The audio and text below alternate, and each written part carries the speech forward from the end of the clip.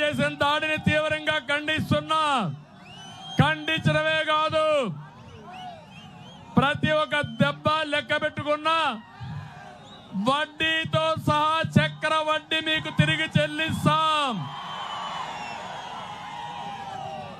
రాప్తాడులో ఒక ఎమ్మెల్యే ఉన్నాడు, తోపు దుర్తి. దౌర్జన్యాలు దోపిడీలో మాత్రమే తోపు, అభివృద్ధిలో కాదు. లేఅవుట్ వేయాలంటే కప్పం కట్టాలి, పన్నులు కావాలంటే కమిషన్ ఇవ్వాలి. చెన్నై కొత్తపల్లిలో ఓ రైతు భూమి అమ్మలేదని మామిడి చెట్లు నరికించిన నరహంతకుడు ఈ తోపు. ఒకటే చెప్తున్నా, నా దగ్గర అన్ని లెక్కలున్నాయి, నీ అకౌంట్స్ అన్ని సెటిల్ చేస్తాను తోపు, జాగ్రత్తగా ఉండమని హెచ్చరిస్తున్నా. రాప్తాడు నియోజకవర్గంలో ఇసుక, మట్టి, కంకర దందా తాగిస్తున్నాడు. జాకీ పరిశ్రమ వెళ్ళిపోయిందా లేదా?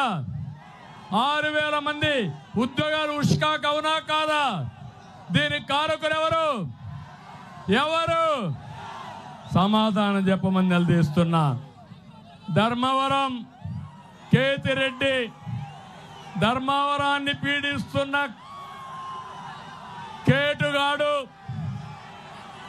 అవునా కాదా? ధర్మవరాన్ని పీడిస్తున్న కేటుగాడు ఈ కేతిరెడ్డి. గుడ్ మార్నింగ్ అంటే జ్ఞాపకం వచ్చేది ఎవరు? గుడ్ మార్నింగ్ అంటే జ్ఞాపకం వచ్చేది ఎవరు? సోషల్ మీడియాలో ఏం తమ్ముళ్ళు, పేపర్ టైగర్ ఈయన. నిద్ర చేస్తే గుడ్ మార్నింగ్, లోపల ఏం చేస్తారో తెలియదు. టౌన్ అనుకున్నటువంటి ఎర్రగుట్ట మింగేసిన వ్యక్తి ఉదయం నిద్ర లేస్తే ఆ ఫామ్ హౌస్ లో ఏం జరుగుతుంది తెలుసా తమ్ముళ్ళు? గుర్రపు స్వారీ. గుర్రాన్ని వేసుకొని ప్రజల్లోకి కూడా వస్తున్నాడు ఈయన. ఇలాంటి కేటుగాళ్ళు ఉంటే ఏమవుతుంది తమ్ముళ్ళు అని అడుగుతున్నా. గరుడంపల్లి వద్ద సోలార్ ప్లాంట్ కోసం 106 ఎకరాలు కేటాయిస్తే బెదిరించి లాగేసుకున్న వ్యక్తి ఈ వ్యక్తి. ఉప్పలపాడు రీచ్ నుంచి రోజు 100 లారీలు చెన్నైకి పోతున్నాయి, బెంగళూరుకు పోయే పరిస్థితి వచ్చింది. కదిరి ఎమ్మెల్యే జిల్లాలోనే అవినీతి పరుడు, సీటు కూడా పోయింది.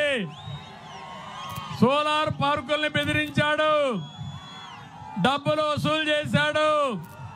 కడాను కూడా దేవుణ్ణి కూడా వదిలిపెట్టకుండా కదిరి నరసింహస్వామి కోనేరు ఆధునీకరణ పేరుతో డబ్బులు కొట్టేసిన ప్రముఖుడు ఇతను.